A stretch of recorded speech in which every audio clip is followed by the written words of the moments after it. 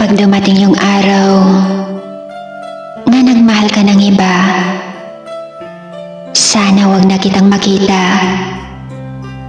Kasi ang hirap, sobrang sakit.